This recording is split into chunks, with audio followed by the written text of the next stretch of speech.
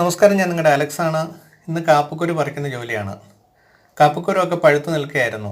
പ്രതീക്ഷിക്കാതെ മഴ വന്നതിനാൽ പഴുത്ത കാപ്പിക്കുരു ഒക്കെ നിലത്തേക്ക് വീഴുവാൻ തുടങ്ങി. ഇന്ന് കുറച്ച് വെയിലൊക്കെ ഉണ്ടായിരുന്നു. നാടൻ കാപ്പികളാണ് എനിക്കുള്ളത്. എല്ലാത്തിലും കുറച്ച് ഉയരം കൂടുതലാണ്.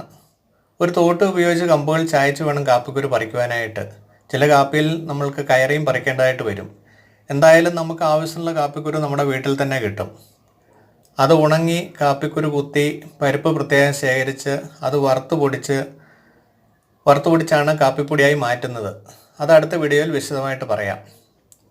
നമ്മുടെ കാപ്പിയിൽ ഉണ്ടാകുന്ന കാപ്പിക്കുരു ഒക്കെ ഉപയോഗിച്ച് ഉണ്ടാക്കിയെടുക്കുന്ന കാപ്പിപ്പൊടിയൊക്കെ ഇട്ട് ഒരു കാപ്പി കുടിച്ചാൽ അതിൻ്റെ രുചി ഒന്ന് വേറെ തന്നെയാണ്. കാഴ്ചകൾ അവസാനിക്കുന്നില്ല. കാഴ്ചകളുടെ ലോകത്തിലേക്ക് വീണ്ടും വരാം. നിങ്ങൾക്ക് ഈ വീഡിയോ ഇഷ്ടമായെന്ന് കരുതട്ടെ.